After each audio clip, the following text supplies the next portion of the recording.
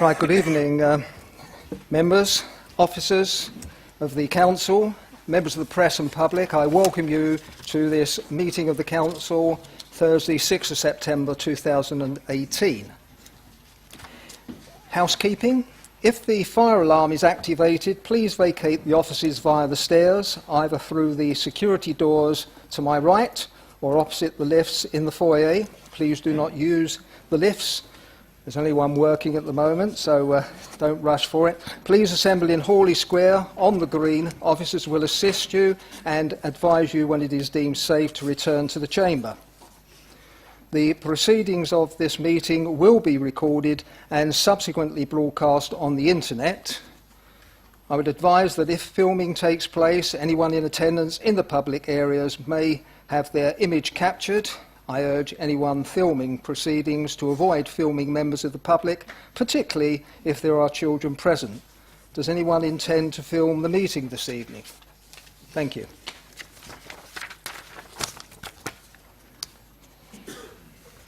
If any member of the public who objects to the possibility of being filmed may wish to take this opportunity to leave the meeting, any filming or recording will not be permitted for any item of business where exempt or confidential information is considered following the exclusion of the press and public from the meeting.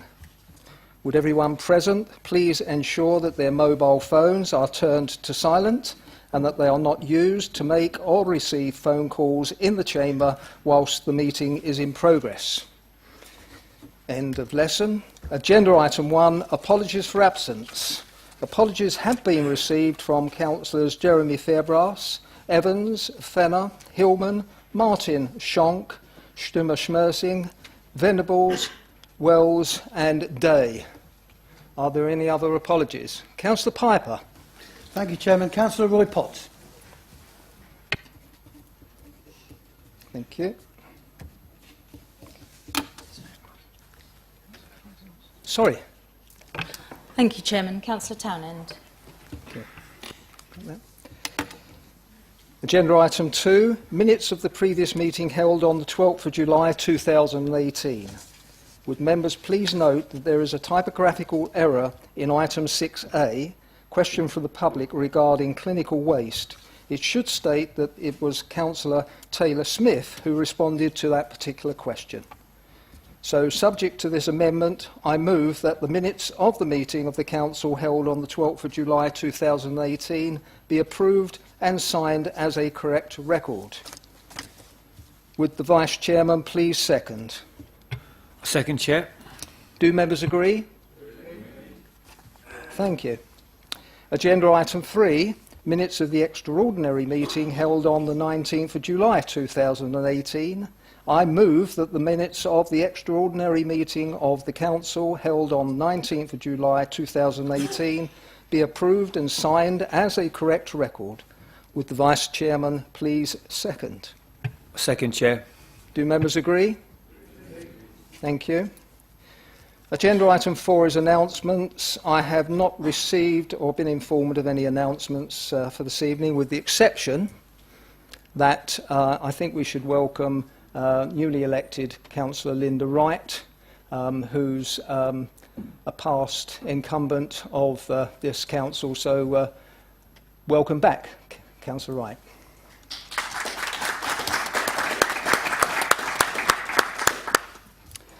Agenda item 5, declarations of interest. Are there any declarations of interest?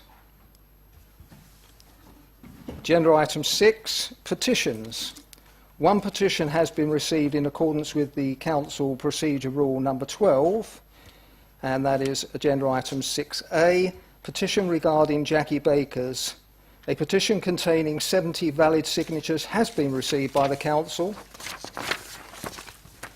Unfortunately, the petition organiser, Ms Taylor, is unavailable to present the petition in person. Therefore, in accordance with the Council petition scheme, the petition will be referred to Cabinet without debate and reported back to the Council within 3 ordinary meetings.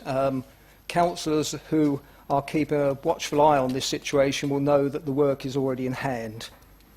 So that's good news.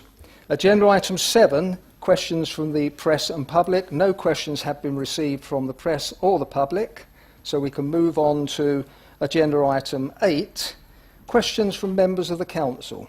4 questions have been received from members. Agenda item 8A, question number 1 from a member regarding the number of staff at the council. I call upon Councillor Johnson. Thank you very much, Chairman. Thank you, Leader. Thanet District Council is a major employer in Thanet, and please could the Leader confirm the numbers of staff with a breakdown for each department. Thank you.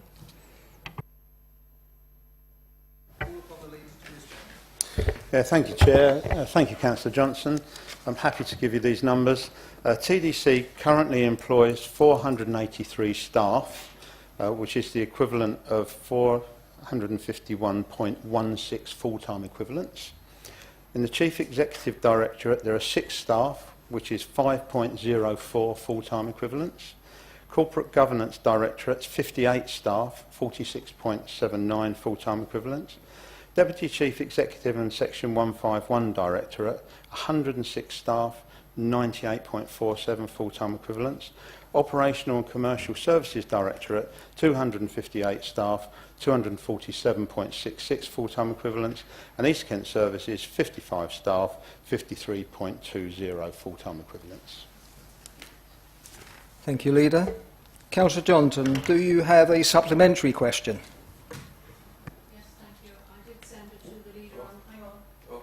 Sorry. Yeah.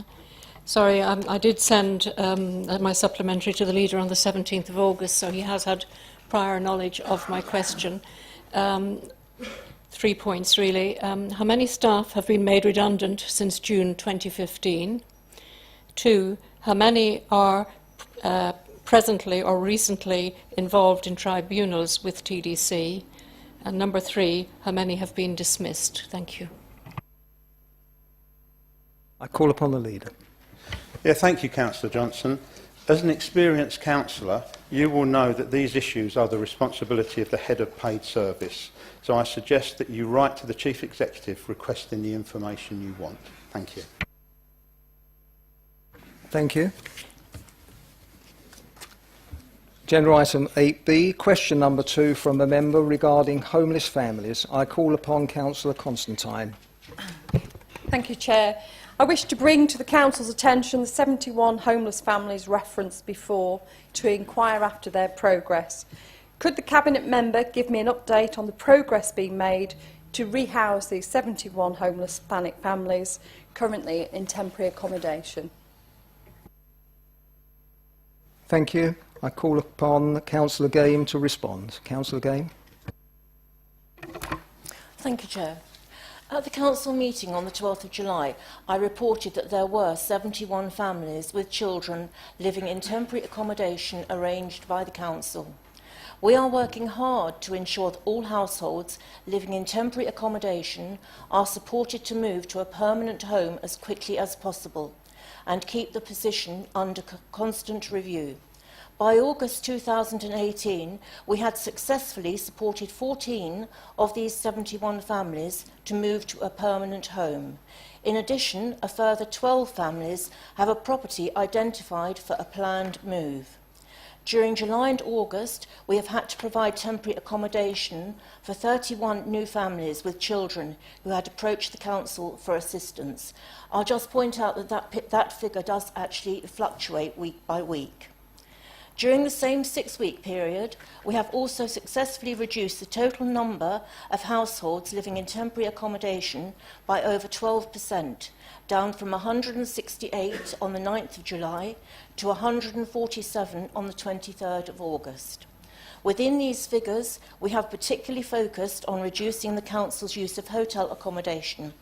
This type of accommodation is both the most expensive and the least suited to the needs of homeless households. The Council reduced the use of hotel accommodation by half, down from 51 households to 26 households by 30th of June. By the 23rd of August, this had reduced to just 2, and I'll point out there are no children in those families. We have set out a plan to reduce the Council's use of temporary accommodation to 90 households by the end of the financial year, a reduction of 50% from the position at the end of 2017. We shall see this ambition realised if the recent performance is maintained, provided demand for the service does not increase further. During the first 4 months since the introduction of the Homelessness Reduction Act on the 3rd of April, we received 789 referrals to the service and completed 303 personal housing plans. There are 2,542 households on the housing register and in housing need, and our landlord liaison officers are working with 432 active cases where the council has either a prevention or a relief duty under this Act. The demand for the service is unprecedented. However, despite these pressures, we have both increased our success in preventing homelessness and reduced the council's use of temporary accommodation. Representatives from the Ministry of Housing, Communities and Local Government visited the service to discuss the council's response to the introduction of the new Act. This visit was followed up with a letter confirming how impressed they were with the progress that has been made so far this year. There is more to do, and we remain committed to preventing homelessness and reducing our use of temporary accommodation. The long-term solution to the crisis we face is more affordable homes to rent. The Council, therefore, continues to invest in building new homes, investing £30 million to deliver 150 new homes by 2020. We expect to complete 20 homes during the current financial year, and construction is progressing well, with a further 49 homes due to start over the same period. And I've just heard that we have just submitted a bid for a further 35 new homes at a total cost of £8.8 million. The work that has been completed to prevent homelessness, construct new homes and support people living in temporary accommodation has improved the outcomes for homeless people and is helping to manage the overall costs of homelessness for the Council. This is not just an issue in Thanet. I would like us all to work together and support our housing team in their commitment to prevent homelessness and reducing the use of temporary accommodation. This should not be a political point-scoring issue, but a case of all parties working together for Thanet. Thank you. Thank you, Councillor Game. Councillor Constantine, do you have a supplementary question? Thank you. Thank you, Councillor Game, for your very comprehensive answer. I think that is really good progress, especially when you consider local authorities have been cut to the tune of 49% since the Tory government came in 2010. But my question is, can you tell me how you're using the Human Rights Act as a framework to avoid splitting up families or to make youngsters in the area less vulnerable to being split up from their families and being housed inappropriately? Thank you. Councillor Game? Thank you. We take the Human Rights Act very seriously, and wherever possible we try our hardest not to split families. Under the new Homelessness Reduction Act, we have a personal plan which we develop with the families, and as I said, we try our hardest. As you know, I have asked to meet with you so that we can work together on this, and we can look at those points at our meeting. I look forward to it. Thank you. Thank you, Councillor Game. Agenda item 8C, question number 3 from a member regarding the summer kitchen. I call upon Councillor Matterface. Thank you, Chair. I have a very short preamble, if I may. The summer kitchen was the brainchild of Sharon Goodyear, who was concerned that children who got school meals could lose out in the long holidays. Using food donated by supermarkets close to their use-by date, contributions from farmers, from Thanet Earth, allotments and gleaned from orchards, over 1,800 meals were served to families, couples, singles and groups at Drapers Mill School and Newington. So my question to Councillor Bayford is, Following the success of the summer kitchen in uniting the community and helping many disadvantaged families, will Thanet District Council be applying for money from the government next year, similar to the funds announced by Children and Families Minister Nadim Zahawi, to enable the scheme to continue here? Thank you. I call upon the leader. Thank you, Chairman. Thank you for your question, Councillor Matterface. This was initially a TDC initiative to provide fit and fed sessions in Millmead and Newington during the summer holidays. East Kent Housing provided funding and we commissioned Your Leisure to deliver the scheme. Our kitchen were able to secure further funding from Councillor Barry Lewis to enhance the service that could be provided across the summer. These types of projects, often known as Fit and Fed, are something which TDC first ran in 2017 in partnership with the Zone Youth Project in Broadstairs. In that case, TDC provided the fit element and the project provided the Fed. Our Active Thanet strategic framework outlines how we will be delivering and commissioning sports and public health activities in collaboration with partners, and as such we will be looking to apply for suitable funding for this type of project. The Fed element of these successful projects is something that we are trying to build into as many of our suitable Active Thanet offerings as possible. Overall, this project has been a great success and a good example of partnership working. We will be continuing to work in this way going forward in line with our Active Thanet strategic framework. At the current time, it's not known if the Holiday Activities and Food Research Fund will be available next year and who will be eligible to apply. But if it is, then we will be looking to apply to continue this good work. Thank you, Leader. Councillor Matterface, do you have a supplementary question? Thank you, I do. Obviously, I know Fit and Fed in St Peter's Recreation Ground very well because it's in my ward.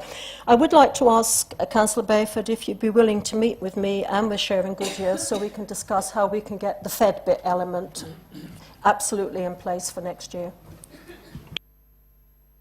Yeah, Councillor Matterface, I don't think it can be stressed too strongly the good that these projects do, and I'll be delighted to come to that meeting, no problem.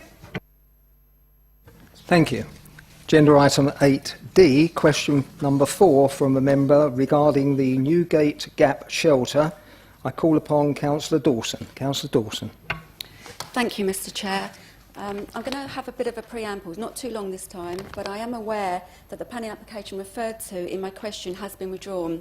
This is due to several objections from members of the public concerning the Newgate Gap shelter, but I have not withdrawn my question, as this application highlights exactly what happens to our historic cultural heritage when there is no planned maintenance or repair work to structures that are important part of our heritage. There are many examples of this across Thanet, and I am sure many councillors could name one in their ward. The reality of this and its consequences can be summed up as the following.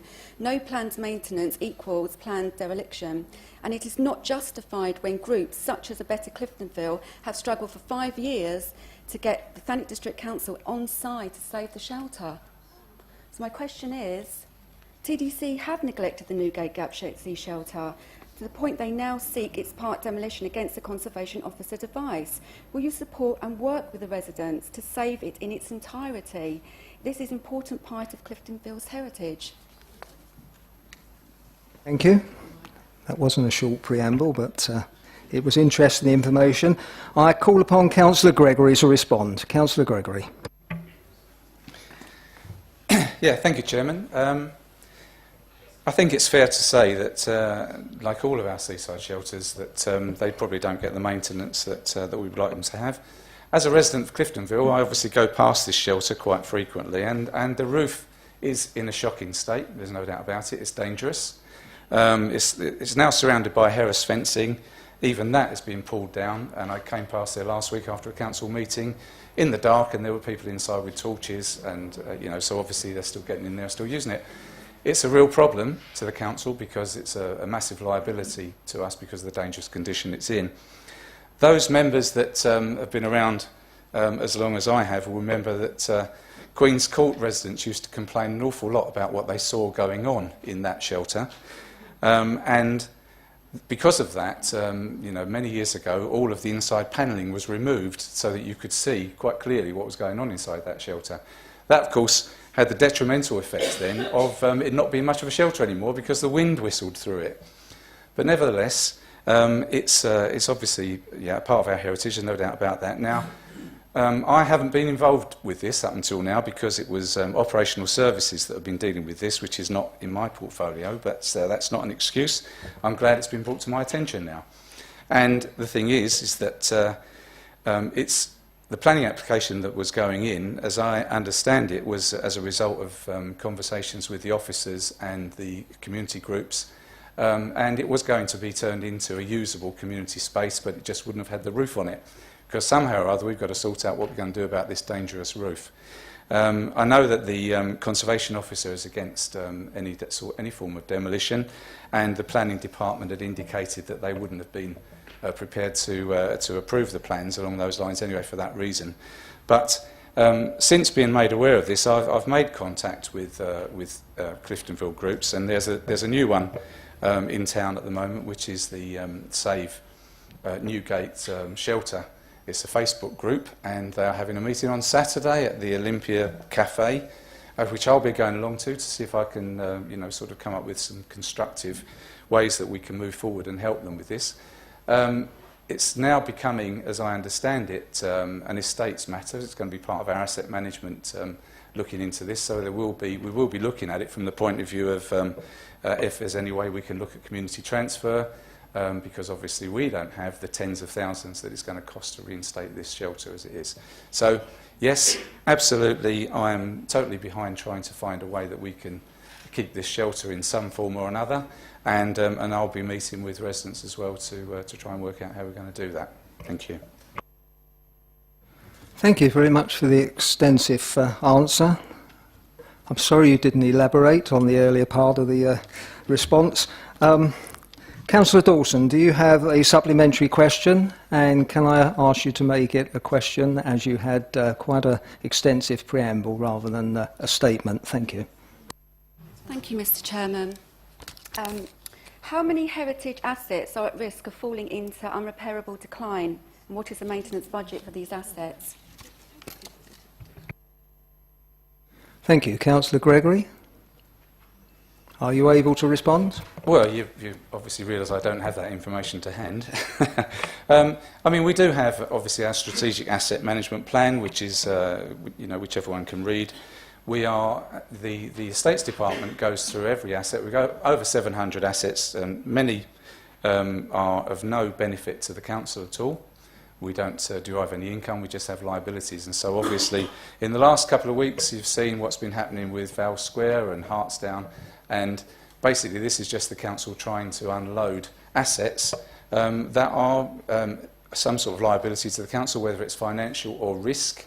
And obviously every asset is looked at in the same way. So from the point of view of heritage assets, the same criteria would be applied to those. I don't know how many, and I'm not sure really what exactly what the question is. So perhaps I could ask Councillor Dawson if she would email me with her question exactly, and then I will certainly get a detailed answer to that. Thank you.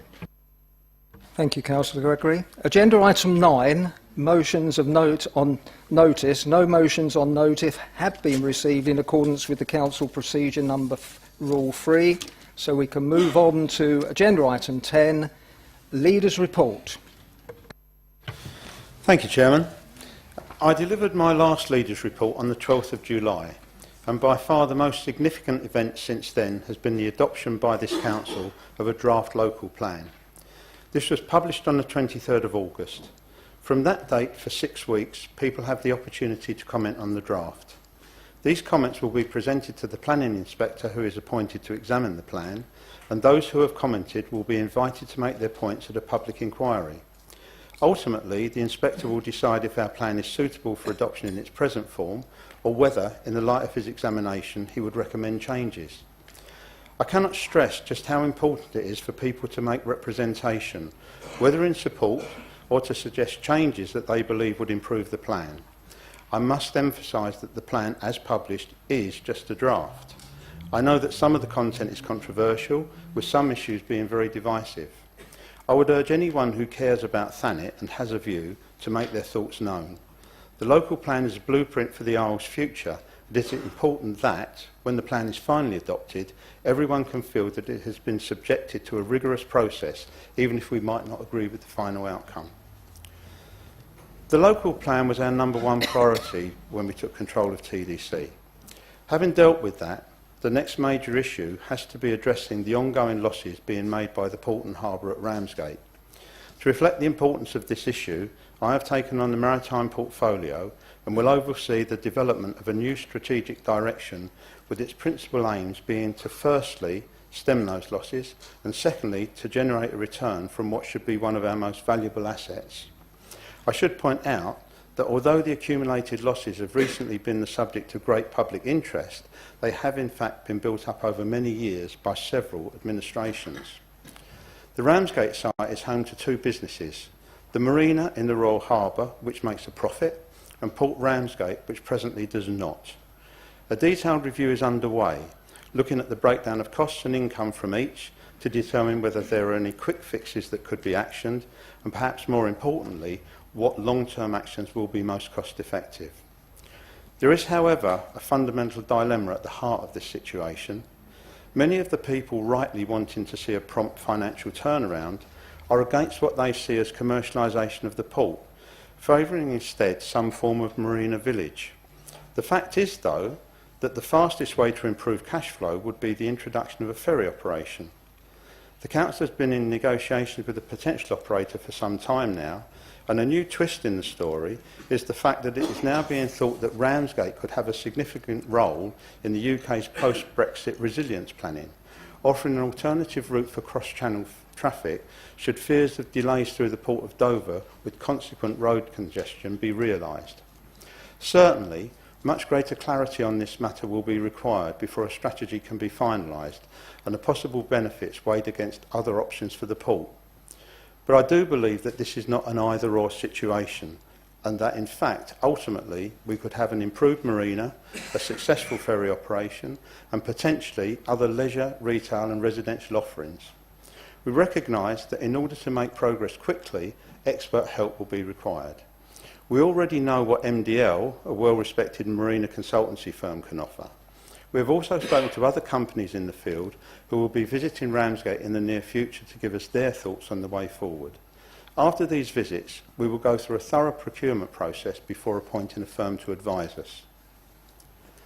Along with many other parts of Kent, Thanet has suffered badly from travel incursions this summer.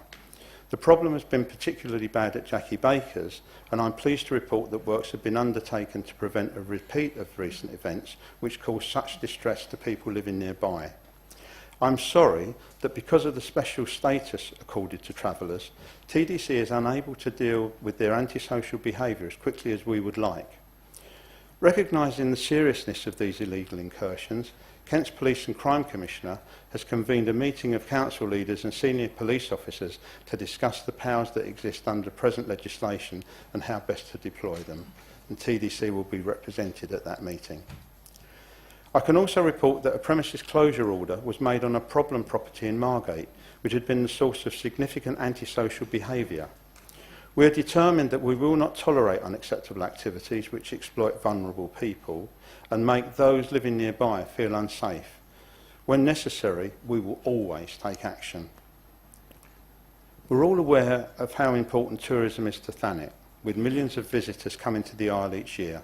The fantastic weather experienced this year, together with the tremendous reputations our towns are building as first-rate destinations, has seen record numbers arising. This puts immense pressure on our cleansing service, especially around our beaches. I believe full credit should be awarded to our teams for coping so well this summer. We employed an extra 15 agency staff and changed their working hours so that they work cleaning on the beaches and emptying bins up to 8 o'clock at night, and this has made a real difference. Also, in response to the much increased volumes of litter, an additional 200 bins have been provided across the district. In a further improvement to our visitor offering, we now provide Wi-Fi on all our main beaches at Margate, Broadstairs and Ramsgate. I'm also sure that members will be pleased to learn that we've now concluded a review of our public toilets, and over the coming weeks, proposals for improved provision will be coming forward. We will also be keeping the toilets open until the end of September and possibly longer, depending on the weather. The House of Lords has appointed a new select committee to consider the regeneration of seaside towns and communities. This must inquire and report by the end of March next year. As part of their evidence gathering, they are visiting Margate later this month to see at first hand this revitalised town and to question members and officers about the challenges we faced and how we addressed them. They will be particularly interested in the Turner Contemporary and the culture-led regeneration that has followed its establishment, and I'm sure that will also find the Dreamland story fascinating. Finally, I'm pleased to report that the Council has been successful in achieving the South East Employers Charter for Elected Member Development. The Charter mark indicates that this Council provides excellent induction, training and development for its members, and receiving it is the culmination of 18 months of hard work from both officers and members. I would like to take this opportunity to thank everyone who's been involved. However, I would particularly like to express our thanks to Nick Hughes, because without his hard work, energy and determination, this would not have been achieved. South East employers were particularly impressed with the quality of our submission and the work of our member training group. We look forward to welcoming the Chairman of South East Employers to our next Council meeting in October, when he will present us with our award. Thank you. Thank you, Leader. Now, in the absence of Councillor Wells, I call upon Councillor Fairbrass to comment on or ask questions in relationship to the Leader's report. Councillor Fairbrass. Thank you, Chairman. Councillor Bayford is not quite correct in the first part of his report. There is a draft local plan proposed by his administration. It has been published for comment but will not be adopted until it's been through the Planning Inspectorate's process of examination, proven sound, and then returned to this Council for a vote on adoption. It is not an appropriate local plan, even by his own group standards. It's clearly not fit for purpose.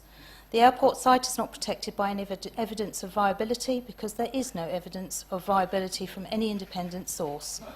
Westgate and Birchington acquire an additional 1,600 homes on green fields because of the unevidenced Manston element in the plan.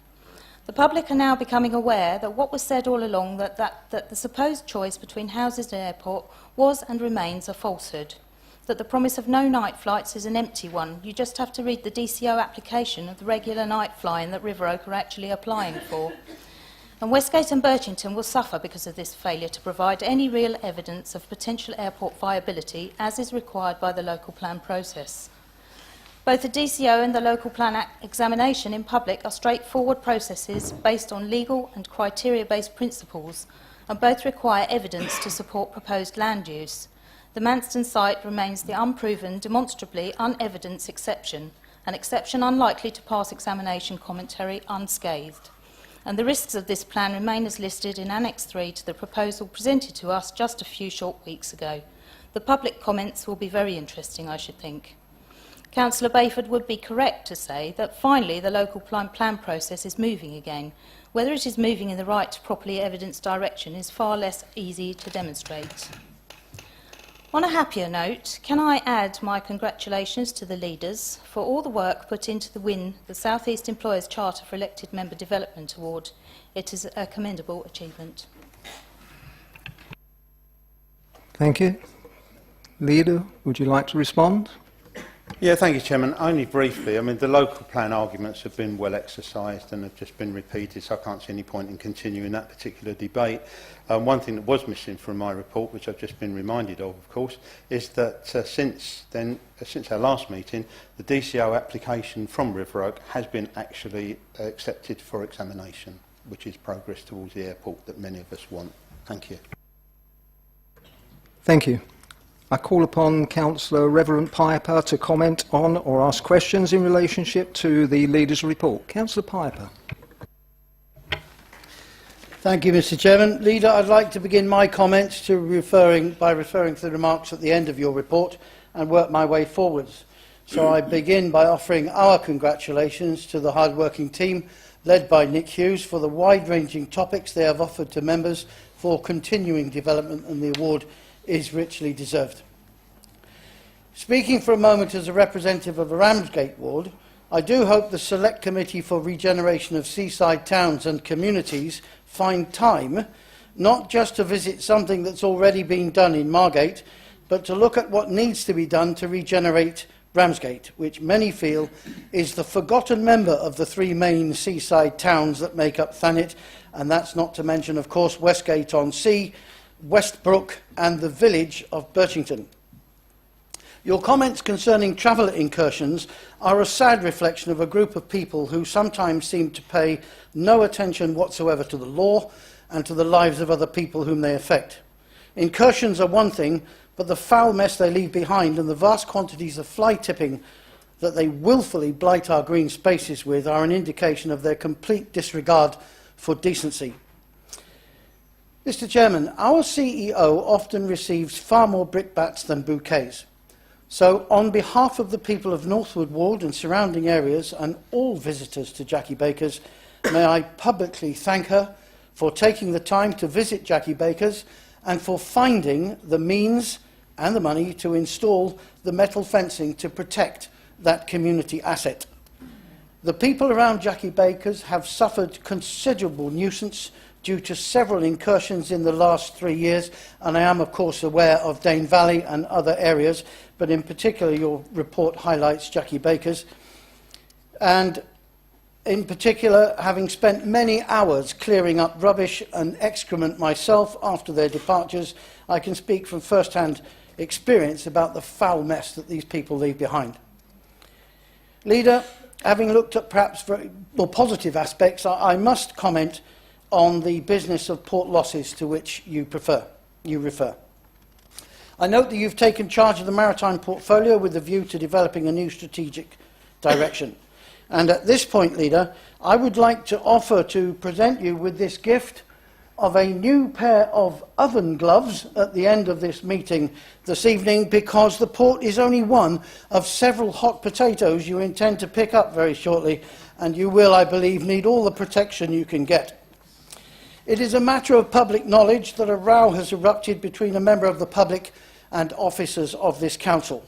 And whilst I quite naturally agree that staff need to be protected against vexatious complaints and other nasty character assertions, I have to say that to some, it seems that a pattern of response is emerging from this council that could be described as something akin to a sledgehammer to crack a nut. And I don't believe it's actually helping our public image. When my children were younger, they frequently asked me numerous quick-fire questions and demanded all sorts of immediate answers.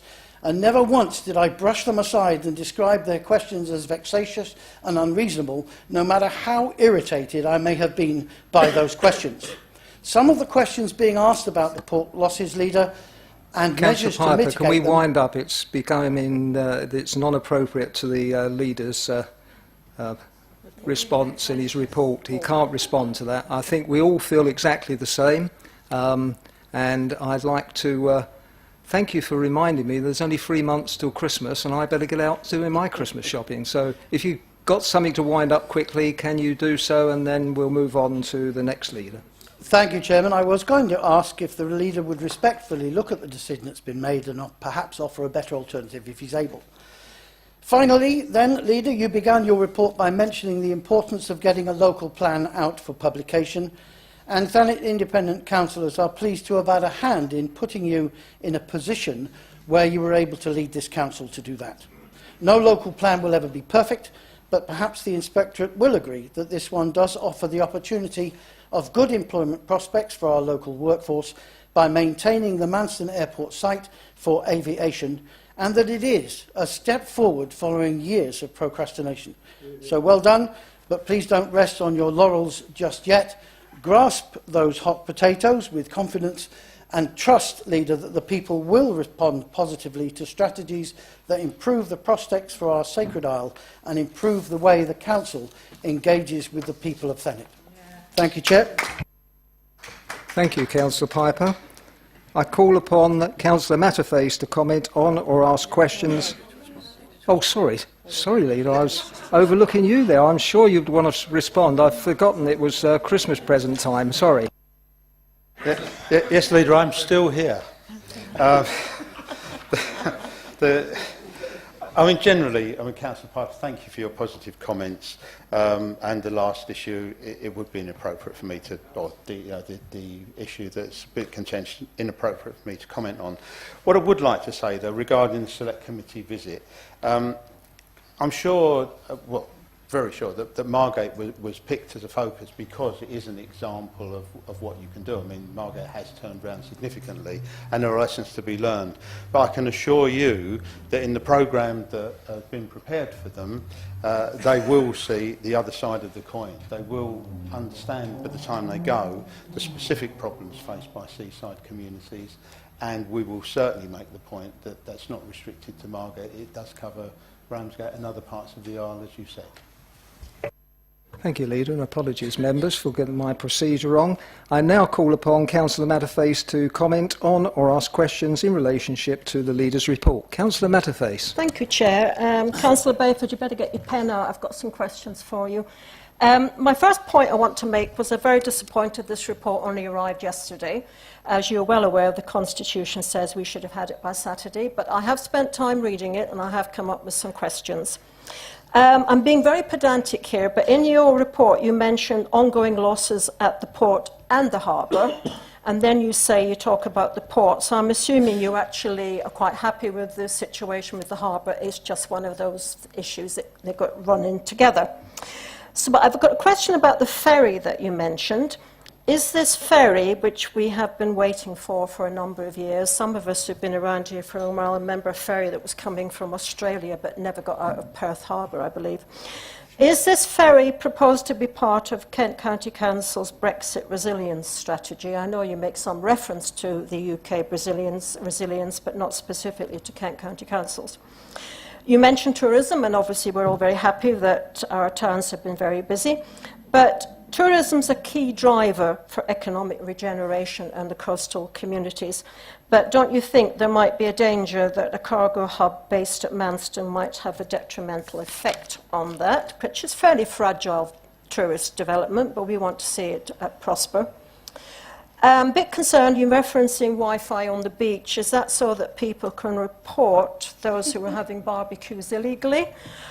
Or also trying to get hold of a beach inspector, as we apparently seem to be remarkably short of those. I was very disappointed when I took some visitors to Viking Beach recently, Viking Bay, apologies, and the beach within reach wheelchair was padlocked. There was nobody there. There was a little note in chalk saying, "Gone to Dumpton Gap," but I wasn't going to go hurtling along to Dumpton Gap to find someone to come and unlock the beach within beach wheelchair. Councillor Piper's already mentioned the Select Committee. Can I ask if the Select Committee coming to Margate was their choice, or have we had any say on that particular matter? Because it would be good to know the raison d'etre behind it.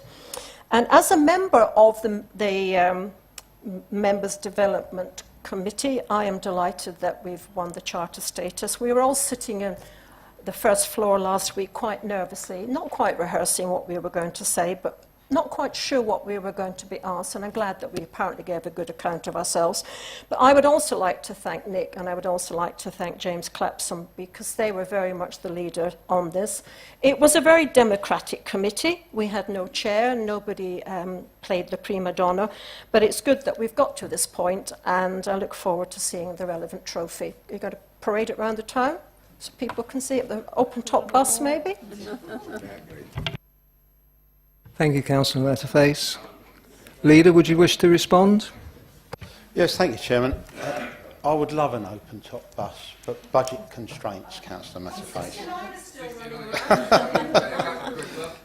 Okay, fair enough. A number of questions. I don't know whether I've got them all, but just very quickly, you talk about ongoing losses, Port and Harbour. In Port and Harbour, I'm just talking about the whole estate that's down at Ramsgate. And when you say happy with the harbour, obviously pleased that it makes a profit, but we're certain that it can actually make a bigger one, and so that's something we want. As far as KCC and the resilience planning, yes, we are talking with KCC, meetings at a very high level, and certainly we do think there's a real strong possibility that we will be involved in the UK's resilience planning, because Kent's going to be a major factor. What happens here will be very, very important. Speech within reach, I mean, just gives me a chance to say what a great service that is, and I share your disappointment that it was unavailable on that day.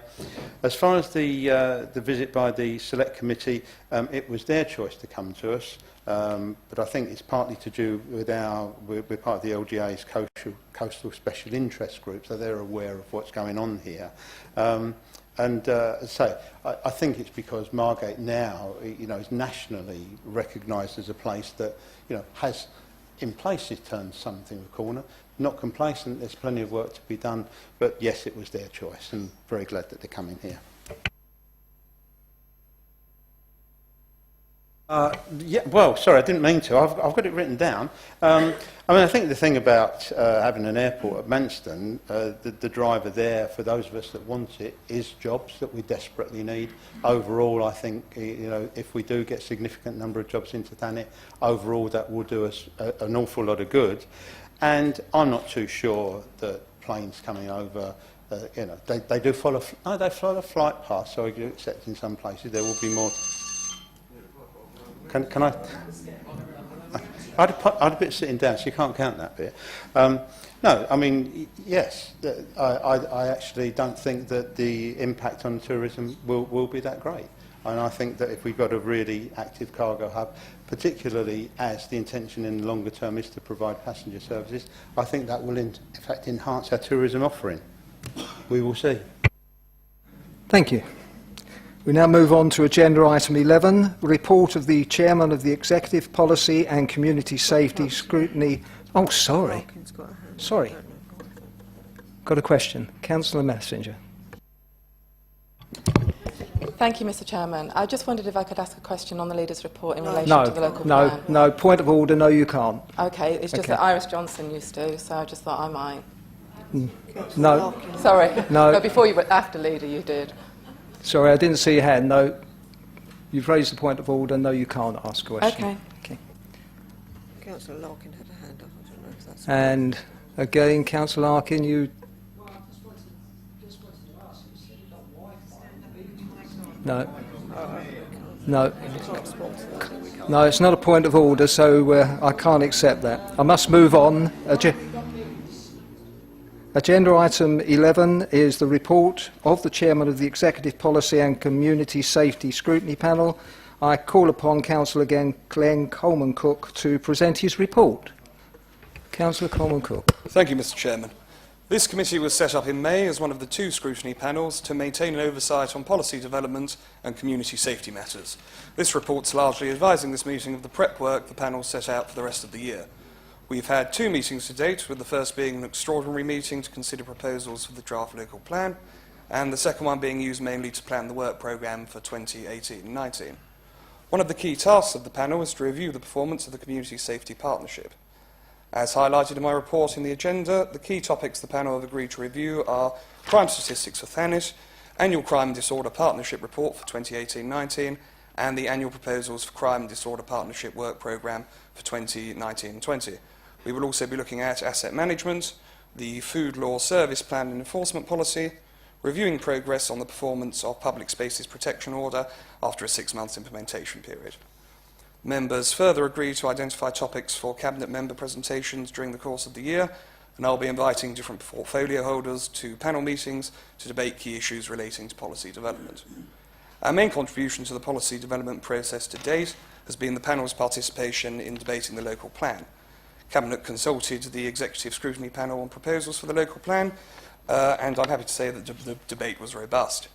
The contributions made by the panel were significant, and the recommendations made were accepted by the Cabinet, with full Council later adopting the plan.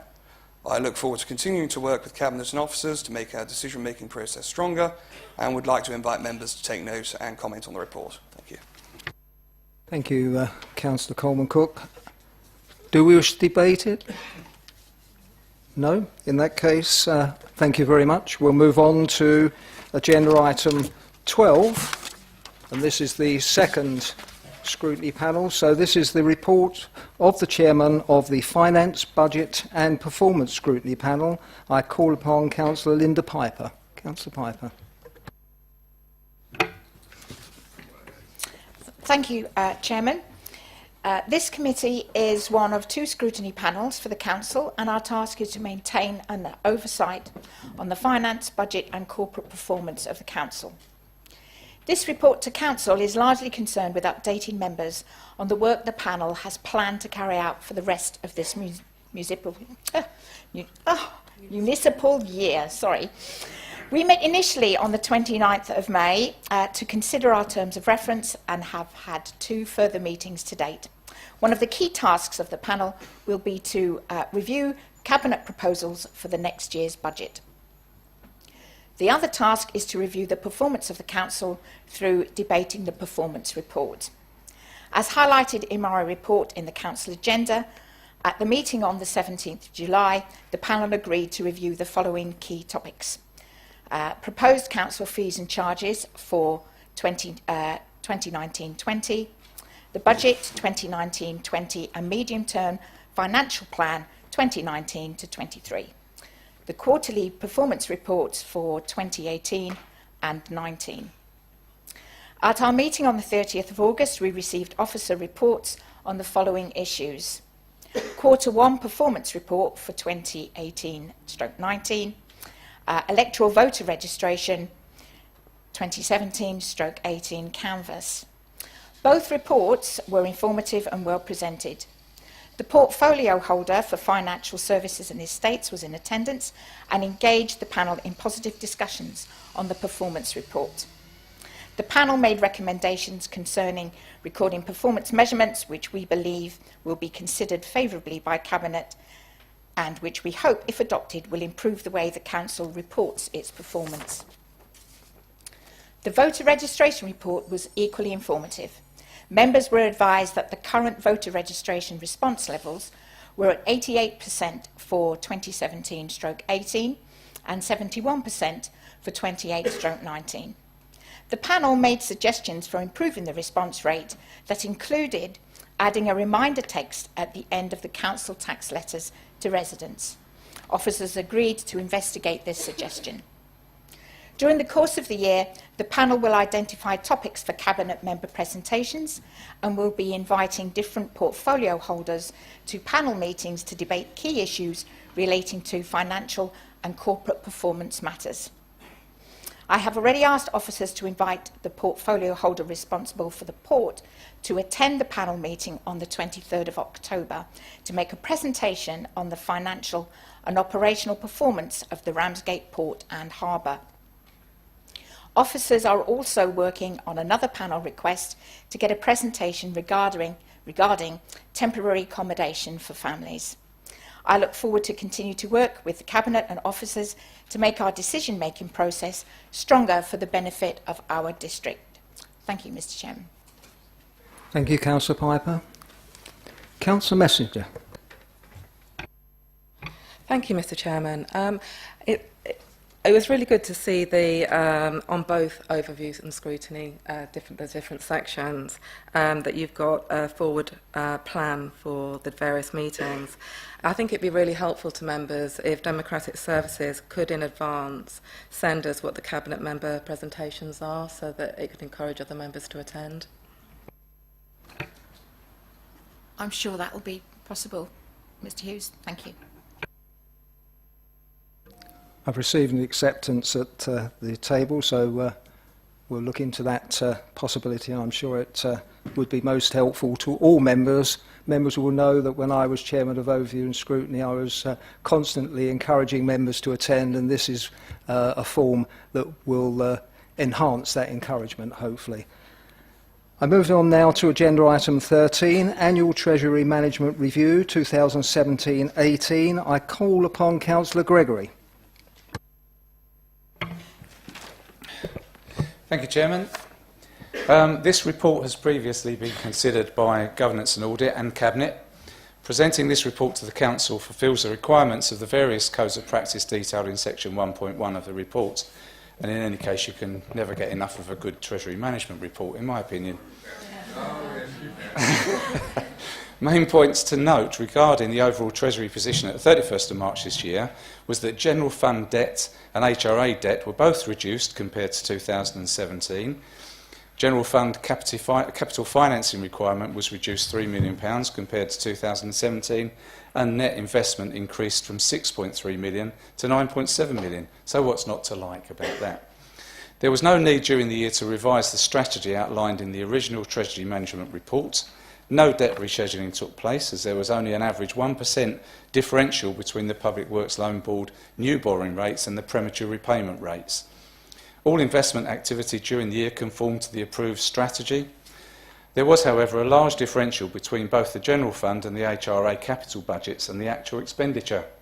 This resulted in a reduced need to borrow, as capital slippage was available to use in the interim. The recommendation is that Council notes the actual 2017-18 Prudential and Treasury indicators in this report and approves the annual Treasury Management Report for 2017-18. Thank you, Councillor Gregory. Do I have a seconder? Anyone want to second it? Oh. Do we wish to debate? Councillor Messenger. Thank you. Thank you, Mr. Chairman. It's not really a debate. It's just really a question. On page 58 of the report, the table 5, it refers to the debt that the council has paid back. It's a really interesting table, but I think it would be more interesting if we actually knew with which lender what the capital programme is for, what they've paid back, and actually what the remaining amount is. So I wondered if that could be in the report in future. Councillor Gregory, are you able to respond? Yes, Chairman, why not? Yes, the loan repayments listed there, it does, as Councillor Messenger says, it doesn't actually say what the loans were for. I'm sure that Mr Ramish over there could actually answer that in an email perhaps to Councillor Messenger, detailing what the loans were that were repaid. As far as what's outstanding is concerned, I mean, that is just basically our outstanding loans anyway, isn't it? So we'll know what that is. Thank you. I have a seconder. Do members agree? Thank you. Agenda item 14, changes to committees, panels and boards, 2018-19. Proportionality. I call upon the Leader to make a proposal in respect of the options as outlined in the report. Leader. Thank you, Chairman. Notwithstanding the best efforts of Nick to confuse me by changing option 1 to option 2 and option 2 to option 1, as it meant from his initial paper to the current one, I believe that I'm proposing option 2, which is an additional member on licensing, which I think other leaders were happy with. There's heads nodding around the Assembly, so can I have a seconder? Second. Councillor Keane, Councillor Piper. Does any member wish to propose an alternative option? All the heads were going up and down, so thank you very much. In that case, nomination to members to serve on committees. Group leaders may wish to take this opportunity to advise of changes to their nominations to committees, panels and boards for the remainder of the 2017-18 year. Councillor Bayford, do you wish to advise of any nomination changes? I do, Chairman, thank you. The additional seat on licensing will be Councillor Wright. Due to Councillor Ash becoming a member of Cabinet, she can no longer sit on her scrutiny panel, so I'd like her to be replaced by, again, Councillor Wright. And the very industrious Councillor Wright has also volunteered to be a member of the Constitutional Review Working Party. Apparently she served on it before and enjoyed it, so that's something to be treasured. And that comes as great relief to Councillor Game, who didn't enjoy it. Thank you. Thank you, Leader. And you'll notice that Councillor Wright had both hands on the table at the same time during that. Councillor Fairbrass, do you wish to advise of any nomination changes? Thank you, Chair. No changes. Thank you. Councillor Reverend Piter, do you... No changes, thank you, Chair. Thank you very much. turn the page. There's more. Oh, sorry. I keep forgetting you, Councillor Matterface. I know. I didn't turn the page. That's my excuse. Councillor Matterface, do you wish to advise changes? No, I'm not, actually.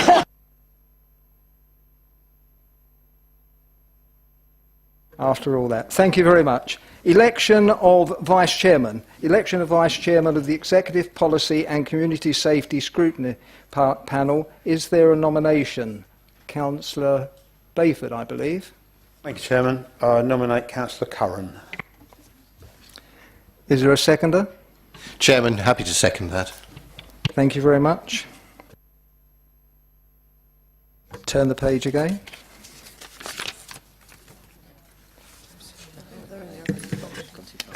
I didn't ask if there are any other nominations. I'm getting carried away with myself here tonight, aren't I? As there are no other candidates, I declare that Councillor Curran has been elected Vice Chairman of the Executive Policy and Community Safety Scrutiny Panel for the remainder of the 2018-19 year. Turn the page. And the final thing says, that concludes the business of this meeting of the Council this evening. Thank you very much for attending.